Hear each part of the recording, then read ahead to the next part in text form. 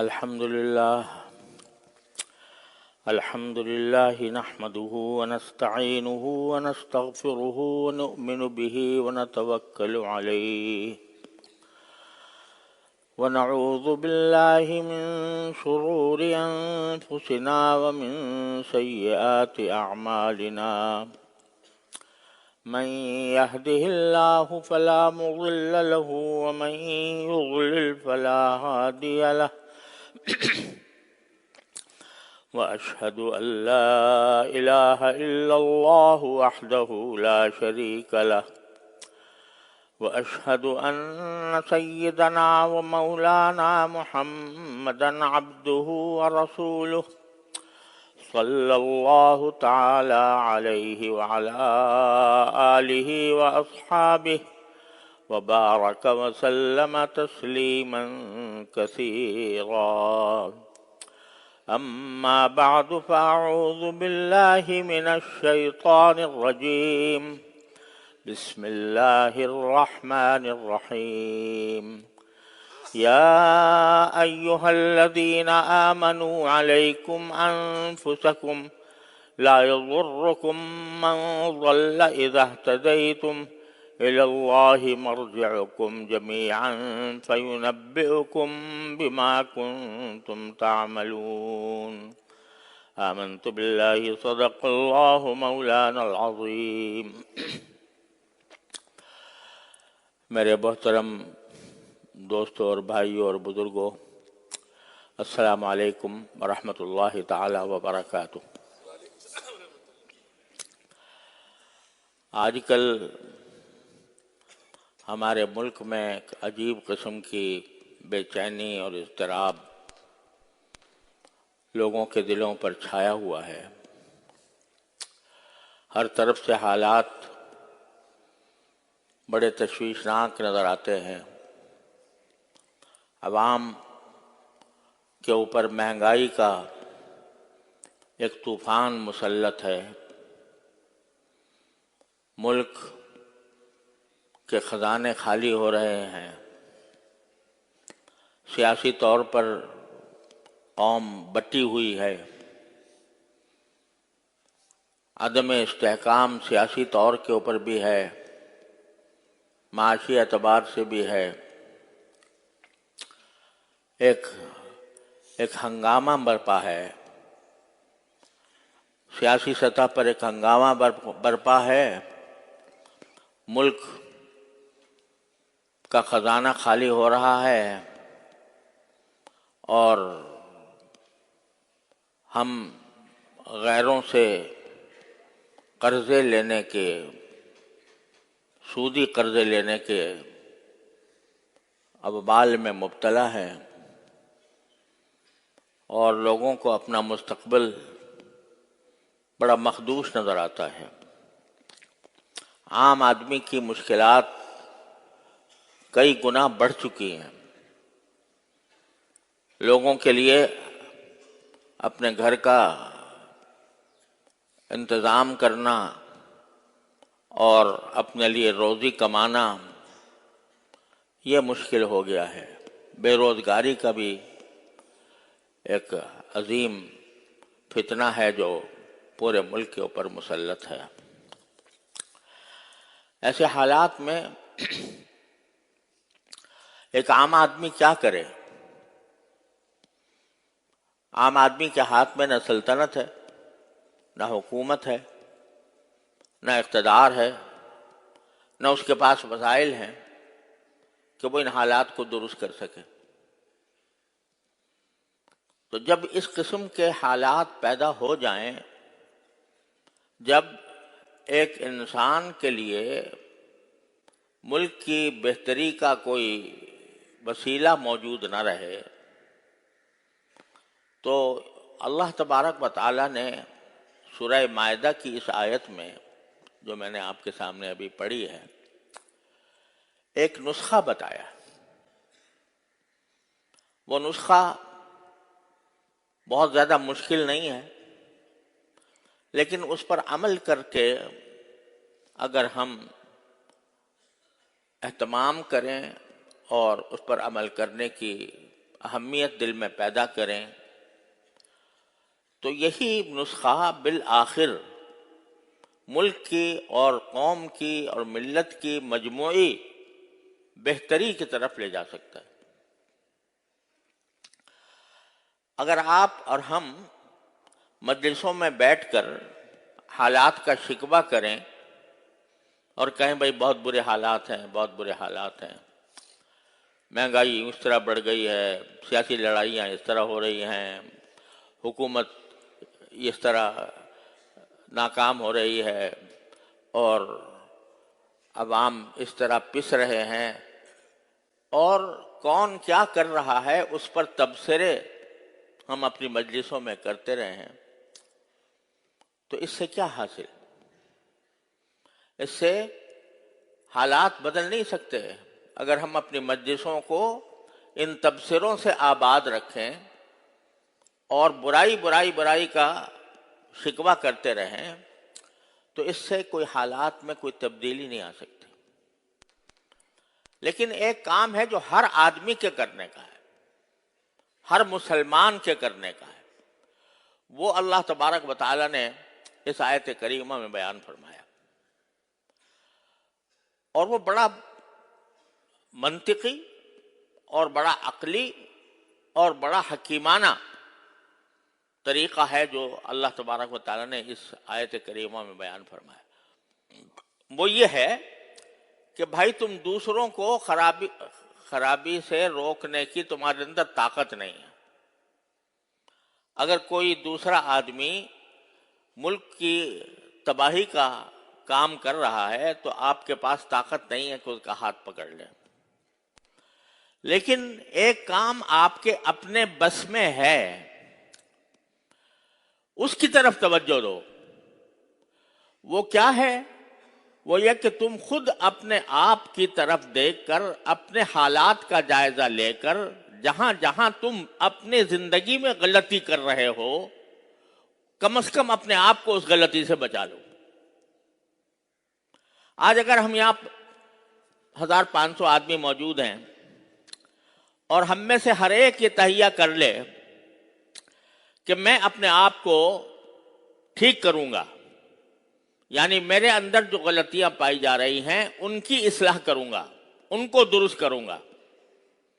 اگر یہ 1000 آدمی یا 2000 آدمی جو بھی ہیں، وہ اگر یہ تہیہ کر کے اپنی اصلاح کی طرف لگ جائیں تو 1000-2000 آدمی ٹھیک ہو گئے۔ اور اگر ہر مسجد سے، ہر ممبر سے، ہر علاقے سے یہ پیغام ساری دنیا کو پہنچایا جائے کہ بھائی تم دوسروں کی فکر چھوڑو اور اپنی فکر کرو، اپنے حالات کو درست کرو، تو اللہ تبارک و تعالیٰ کے بتائے ہوئے اس حکم کے نتیجے میں رفتہ رفتہ معاشرے کے حالات درست ہوتے چلے جائیں گے۔ آج ہم جس مصیبت کا شکار ہیں وہ یہ ہے کہ ہمارا معاشرہ حرام خوری میں مبتلا ہے۔ سب سے بڑا وبال ہم پر جو آیا ہوا ہے وہ حرام خوری کی وجہ سے آیا ہوا ہے۔ رشوت کرپشن کے آپ ہر روز نام سنتے ہیں، اخبارات میں آتے ہیں، میڈیا کے اوپر آتے ہیں، اور یہ ایک حقیقت بھی ہے کہ ہمیں جو تباہ کیا ہے وہ در حقیقت حرام خوری نے تباہ کیا، اور ہر آدمی کو اپنا یہ جائزہ لینا چاہیے کہ میں جو کچھ کر رہا ہوں اس میں کہیں کسی حرام خوری کا دخل تو نہیں ہے۔ یعنی یہ دیکھو انسان کی روحانی اور نفسانی اصلاح کے لیے سب سے اہم بات یہ ہے کہ اس کے پیٹ میں جو لقمہ جا رہا ہے وہ حلال کا ہو۔ اگر وہ لقمہ جو میں کھا رہا ہوں اگر اس میں کسی حرام کی آمیزش ہے، حرام کی ملاوٹ ہے، تو وہ لقمے جا کر وہ میرے جسم کی جو پرورش کرے گا، وہ پرورش کا ایک حصہ حرام کی پرورش ہوگی، اور اسی لیے حدیث پاک میں حضور نبی کریم سرورت عالم صلی اللہ علیہ وسلم نے ارشاد فرمایا کہ لحم نبت من سحت فالنار اولا به او کما قال صلی اللہ علیہ وسلم، کہ انسان کے جسم کا جو گوشت کسی حرام کھانے کی وجہ سے اگا ہے وہ جہنم کا حصہ ہے، جہنم اس کی زیادہ مستحق ہے۔ یعنی وہ جسم کا وہ حصہ، گوشت کا وہ حصہ جو کسی گناہ کے اور حرام کھانے کے نتیجے میں جسم پر اگا، وہ جہنم اس کی زیادہ مستحق ہے، جہنم اس کو پکڑ لے گی۔ ایک لقمہ فرمایا، کوئی لقمہ جو حرام طریقے سے حاصل کیا گیا ہو اور اس سے جسم پر گوشت اگا ہو تو وہ جہنمی ہے وہ حصہ، اللہ بچائے۔ لہذا یہ اس وقت جو ہمیں سب سے بڑی ضرورت ہے وہ در حقیقت حرام خوری سے بچنے کی ہے۔ اچھا، بعض لوگ یہ سمجھتے ہیں کہ حرام خوری یہ ہے کہ میں رشوت لے کے کھا لی، یقیناً یہ حرام ہے، اور اعوذ باللہ ہمارے ادارے، ہماری حکومتیں، ہمارے محکمے، ہمارے دفاتر اس رشوت خوری سے بھرے ہوئے ہیں۔ کوئی آدمی اگر کسی سرکاری دفتر میں اس کا کوئی کام پڑ جائے تو وہ مہینوں چکر لگاتا رہے، بغیر رشوت دیے اس کا کام نہیں بنتا۔ یہ صورتحال بالکل عام ہے، پھیلی ہوئی ہے۔ اچھے خاصے نمازی لوگ، لمبی داڑھیاں رکھنے والے اور صف اول میں آنے والے، علماء سے تعلق رکھنے والے، اور ایسے لوگ جو تہجد گزار بھی ہیں، وہ اللہ بچائے جب دفتر میں بیٹھتے ہیں تو قصائی بن کر بیٹھتے ہیں اور لوگوں سے چاہتے ہیں کہ کسی طرح رشوت کر جتنا زیادہ سے زیادہ میں رشوت لے لوں اتنا ہی بہتر ہے۔ اس کام کے اوپر اس میں ان کو خیال ہی نہیں آتا۔ وہ تو ہم تو نمازیں پڑھ رہے ہیں، ہم تو مسجدوں میں جا رہے ہیں، ہم تو ذکر کر رہے ہیں، ہم تو تلاوت کر رہے ہیں، لیکن جو رشوت کا پیسہ لیا ہے اس کی طرف توجہ نہیں کہ جو ہم کھانا کھا رہے ہیں وہ حرام کھا رہے ہیں، اور حرام کھانے کی وجہ سے ہمارے جسم کی جو پرورش ہو رہی ہے وہ حرام طریقے سے ہو رہی ہے۔ ہمارا گوشت جو اگ رہا ہے یہ جہنم کا لقمہ ہے، والعیاذ باللہ، اس کی طرف دھیان نہیں جاتا۔ بے شمار لوگ، ہمارے ایک بزرگ تھے، بزرگ ہی کہنا چاہیے، بڑے تہجد گزار تھے، حضرت والد صاحب رحمۃ اللہ علیہ کی خدمت میں آیا کرتے تھے اور بڑے بظاہر نماز روزے کے پابند، تہجد گزار، لیکن اللہ بچائے سٹے کے کاروبار میں ملوث تھے۔ کوئی نماز اور روزہ اور ذکر اور تلاوت ان کو اس حرام کام سے باز نہیں رکھ سکی۔ تو رشوت کا بازار گرم ہے، ہر جگہ، ہر محکمے میں، کوئی شک نہیں کہ یہ بہت بڑا زبردست جرم ہے۔ الراشی والمرتشی کلاہما فی النار، قرآن کریم میں فرمایا۔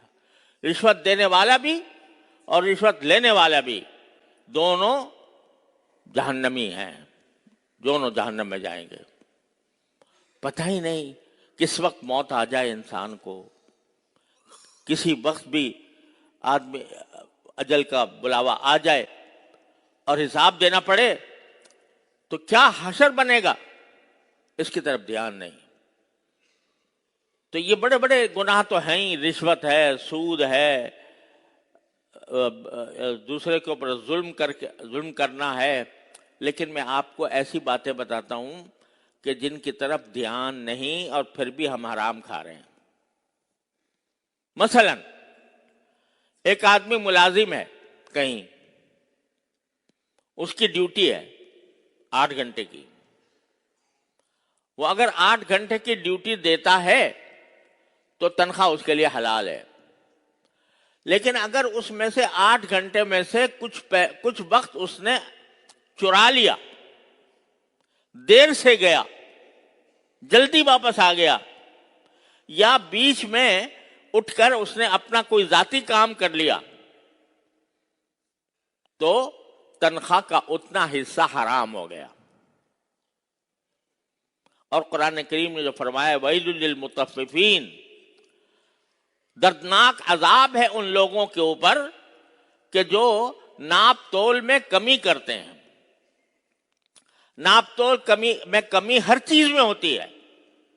اگر ایک آدمی 8 گھنٹے کا ملازم ہے اور وہ 8 گھنٹے پورے نہیں دیتا، فرض کرو کہ اپنے 8 گھنٹے میں سے اس نے 1 گھنٹہ چرا لیا، اپنے ذاتی کام میں صرف کر دیا، 1 گھنٹہ دیر سے پہنچا، 1 گھنٹہ پہلے اٹھ گیا،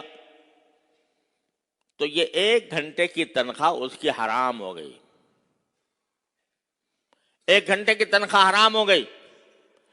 اور جو کچھ وہ کھائے گا یا پیے گا یا بازار سے خریدے گا، اس میں سے 1 گھنٹے کے برابر جتنا بھی وہ کھائے گا وہ حرام کھائے گا. اور وہ لقمہ جو اس کے پیٹ میں جا رہا ہے وہ حرام کا لقمہ ہوگا، جس کے بارے میں سرکار دو عالم صلی اللہ علیہ وسلم نے ارشاد فرمایا کہ یہ جہنم کا حصہ ہے، یہ جہنم اس سے زیادہ مستحق ہے کہ وہ جا کر اس کو اپنے اندر پکڑ لے. اب اندازہ لگائیے، اب ہر شخص اپنے گریبان میں منہ ڈال کر دیکھے. اگر وہ کہیں ملازم ہے، کسی جگہ نوکری کر رہا ہے، کیا واقعتاً وہ اپنا فرض دیانتداری کے ساتھ ادا کر رہا ہے؟ کیا وہ وقت پورا دیتا ہے؟ اگر پورا نہیں دیتا، اس میں سے کوئی وقت چوری کرتا ہے، تو اتنی تنخواہ اس کی حرام ہے. اور جو کھانا وہ خریدے گا، کھانے کی چیزیں خریدے گا، اس میں حرام شامل ہو گیا. اس منہ میں جو لقمہ جائے گا اس لقمے میں حرام شامل ہو گیا. تو ساری دنیا کی تباہی تمہارے ذمہ داری نہیں ہے.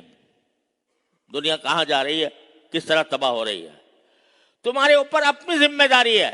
علیکم انفسکم، اپنی خبر لو. جہاں کہیں ایسا ہو کہ کوئی شخص اس طرح چوری کر رہا ہو وقت کی، تو یہ چوری اس کے لیے حرام خوری کا ذریعہ بن گئی. اب اس پر کتنے لوگوں کا دھیان ہے؟ اس پر خود ہر آدمی دیکھ لے کہ کتنا دھیان ہے. اگر اپنے وقت میں جو وقت میں اس کی ذمہ داری ہے اس کو اس نے ادا نہیں کیا تو حرام کام کیا، حرام کھانا کھایا، حرام تنخواہ لی. یہ ایک ایسی چیز ہے کہ جو ہر شخص کو اپنے گریبان میں منہ ڈال کر اپنے حالات کو دیکھنا چاہیے.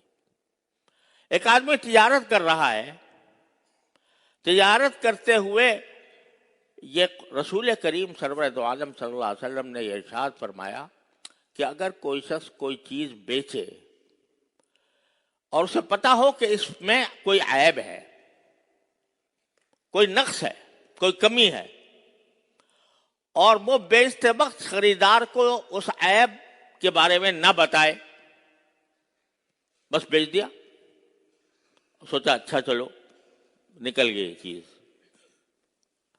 آنکھوں پر دھول ڈال کر کوئی چیز بیچ دی.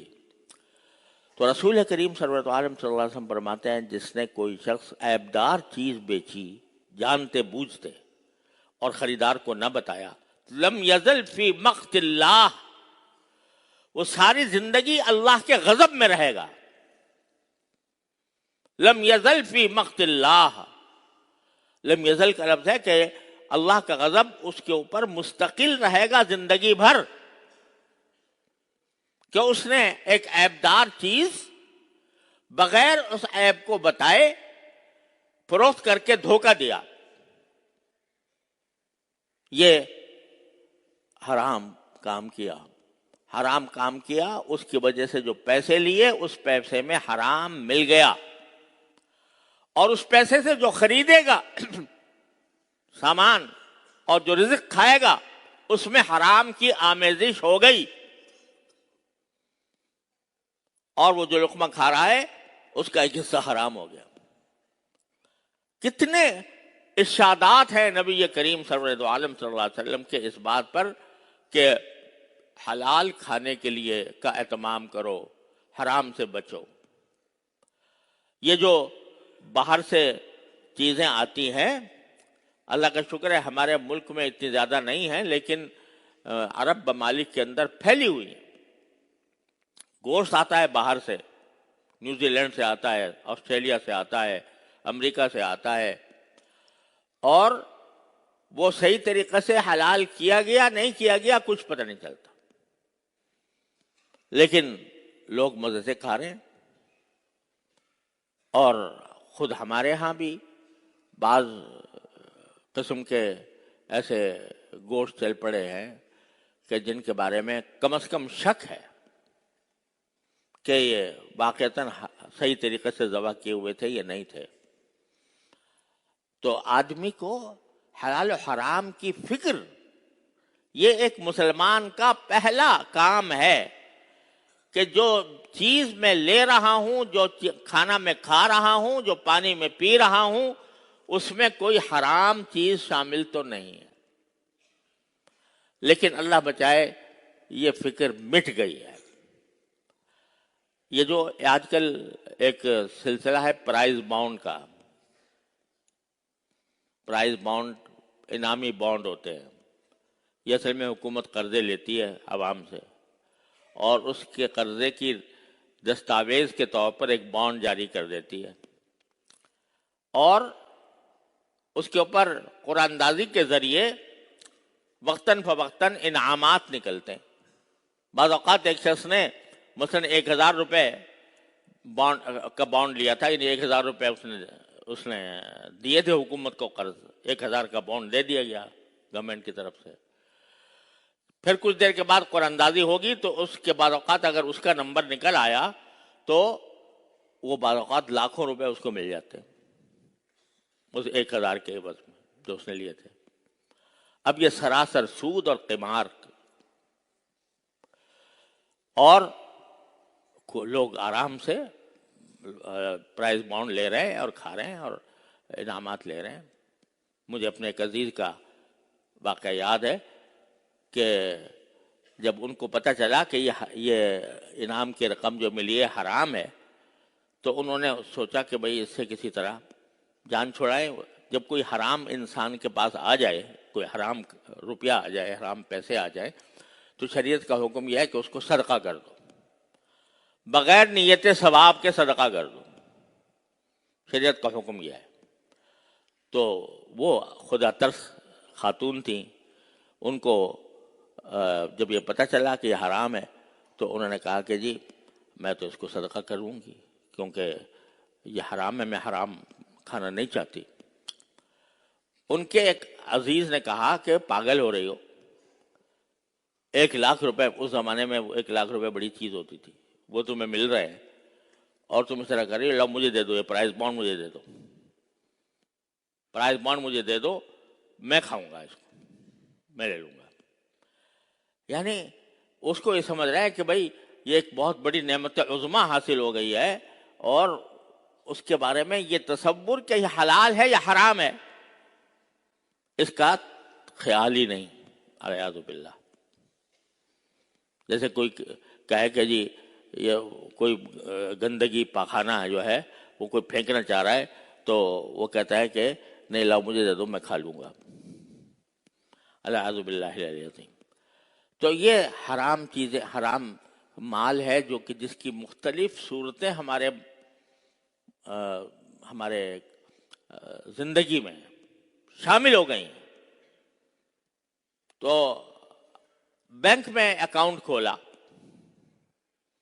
اور سیونگ اکاؤنٹ میں پیسے رکھ دیے، سودی بینک میں۔ اب اکاؤنٹ میں پیسے رکھ دیے، اس کے اوپر کچھ نہ کچھ نفع آتا رہتا ہے۔ نفع کیا؟ وہ سود ہوتا ہے، سود ملتا رہتا ہے اس کو۔ تو کسی کو خیال ہے کہ بھائی میں نے اکاؤنٹ کھولا تھا اس کے اوپر کتنے روپے مجھے سود کے ملے ہیں، اس کے اوپر کچھ پرواہ ہی نہیں؟ دیکھا کہ بھائی پہلے جب ہم نے داخل کیا تھا تو ہمارا بینک بیلنس اتنا تھا اور سود مل مل کر اس کا وہ بہت زیادہ ہو گیا. سبحان اللہ، بڑی خوشی کی بات ہے کہ بھائی زیادہ ہو گیا، وہ آرام سے کھایا جا رہا ہے. کسی نے حساب رکھا؟ کسی نے حساب رکھا کہ بھائی کتنا میں نے جمع کیا تھا وہ میرا اصل تھا اور کتنا میرے اوپر سود آیا ہے وہ حرام ہے، میں اس کو کسی طریقے سے اپنی جان چھڑاؤں اس سے؟ بہت کم لوگ ہیں، شاذ و نادر، جن کو یہ فکر ہوتی ہے. تو قرآن کہتا ہے علیکم انفسکم، اپنی خبر تو لو. ساری دنیا کا شکوہ کر رہے ہو کہ فلاں نے اتنا کھا گیا، فلاں اتنا کھا گیا، فلاں نے اتنا کرپشن کر دیا، فلاں نے اتنا کرپشن کر دیا. ارے تم نے کتنا کرپشن کیا؟ تم نے کتنی حرام خوری کی؟ اس کا جائزہ لے کر دیکھو. تو قرآن کہتا ہے بجائے اس کے کہ دوسرے لوگوں کی حرام خوری پر تبصرے کرتے رہو، ان پر تنقیدیں کرتے رہو، ان کو برا بھلا کہتے رہو، اس کے بجائے خود دیکھو میری آمدنی میں کوئی چیز حرام شامل تو نہیں ہوئی. اور میں کہتا ہوں کہ طلبہ کو جو وظائف ملتے ہیں چھوٹے موٹے ہی صحیح، لیکن وہ اس شرط پر ملتے ہیں کہ جو مدرسے کے قواعد و ضوابط ہیں ان کی پابندی کریں. اگر مدرسے کے قواعد و ضوابط کی پابندی نہیں کرتے، جتنی خلاف ورزی کی جائے گی مدرسے کے قواعد و ضوابط کی، تو اس وظیفے کا اتنا حصہ حرام ہو جائے گا. لیکن دھیان ہے، فکر ہے، دوسروں پر تبصرے کرنے اور تنقیدیں کرنے کے لیے زبانیں کھلی ہوئی ہیں، مجلسیں آباد ہیں، لیکن خود اپنا جائزہ لینے کی فکر نہیں ہے کہ میں کہاں اپنے آپ کو ہلاکت کے گڑھے میں ڈال رہا ہوں. قرآن یہ کہتا ہے کہ بے شک حالات خراب ہے، بے شک حرام خوری کا سکہ بیٹھا ہوا ہے، لیکن تم دوسروں کے حالات کو دیکھنے کے بجائے اپنی فکر کرو میرے رزق میں کہیں کسی حرام ناجائز چیز کی آمیزش تو نہیں ہو رہی. علیکم انفسکم لا یضرکم من ضل اذا اہتدیتم، اگر تم صحیح راستے پر آ جاؤ تو جو غلط راستے پر جا رہے ہیں وہ تمہیں کوئی نقصان نہیں پہنچا سکیں گے. الی اللہ مرجعکم جمیعا، تم سب کو آخر اللہ کے پاس لوٹ کر جانا ہے. فَيُنَبِّئُكُم بِمَا كُنتُمْ تَعْمَلُونَ، اس وقت اللہ تبارک و تعالیٰ تمہیں بتائے گا، کھول کھول کر بتائے گا کہ تم کیا کیا کرتے تھے. تو میرے بھائیوں اور عزیزوں، یہ ایک بہت ہی دردناک پیغام ہے جو اللہ تبارک و تعالیٰ نے ہمیں آپ کو دیا ہے کہ بجائے دوسروں پر تنقید اور تبصرے کرنے کے اپنا جائزہ لو، میں کہاں غلطی کر رہا ہوں. بعض اوقات ایک آدمی کا ایک عمل جو اللہ کی رضا کے لیے کیا جائے، اس کے انوار و برکات دوسروں تک بھی پہنچتے ہیں، اس کے انوار و برکات مستقبل تک بھی پہنچتے ہیں. نبی کریم سرورت عالم صلی اللہ علیہ وسلم غزوہ احزاب کے موقع پر خندق کھود رہے ہیں، محنت یہاں ہو رہی ہے خندق کھودنے کی. سرکار دو عالم صلی اللہ علیہ وسلم اپنے دست مبارک سے خندق کھودنے کے لیے ایک چٹان کے اوپر کلاڑی مارتے ہیں. کلاڑی یہاں مار رہے ہیں، دکھائے جا رہے ہیں قیصر و کسریٰ کے محلات. یعنی اس جب چنگاریاں اڑی تو آپ کو قیصر و کسریٰ کے محلات دکھائے گئے کہ یہ آپ کے قبضے میں آنے والے ہیں. محنت یہاں ہو رہی ہے، نتائج وہاں ظاہر ہو رہے ہیں. تو اگر کوئی بندہ اخلاص کے ساتھ اللہ تعالیٰ کی رضا کی خاطر کوئی نیک عمل کرتا ہے اور اپنی اصلاح کرنے کی فکر کرتا ہے، تو یہ نہ سمجھنا کہ وہ صرف ایک ذات کی حد تک محدود رہے گا. انشاءاللہ اس کے اثرات دیر پا ہوں گے، اس کے اثرات مستقبل پر اثر انداز ہوں گے. یہاں جب آپ خندق کھود رہے تھے اس کے کم از کم بھی 15-20 سال کے بعد کیسر و کسرا کے محلات فتح ہوئے. اس وقت تو کھانے کو پیٹ بھرنے کو روٹی بھی نہیں تھی, آپ نے پیٹ پر پتھر باندھا ہوا تھا. لیکن 20 سال کے بعد اس کے اثرات ظاہر ہوئے. تو میرے بھائیوں, اس کو مایوس ہونے کے بجائے اور مایوسی پھیلانے کے بجائے اس طرف متوجہ ہو ہر انسان کہ میرے کرنے کا جتنا کام ہے اس کو میں ٹھیک انجام دے دوں, اللہ تعالیٰ کی رضا کی خاطر, اخلاص کے ساتھ, صدق کے ساتھ. تو کچھ بعید نہیں ہے کہ اللہ تبارک و تعالیٰ ہمارے حالات تبدیل فرما دیں. ما بقوم حتی یغیروا ما بانفسہم, اللہ تعالیٰ قوم کے حالات اس وقت تک تبدیل نہیں کرتا جب تک کہ وہ خود اپنے حالات تبدیل کرنے کے لیے تیار نہ ہوں. اللہ تعالیٰ اپنے فضل و کرم اپنی رحمت سے ہم سب کو اس پر عمل کی توفیق عطا فرمائے. وآخر دعوانا الحمدللہ.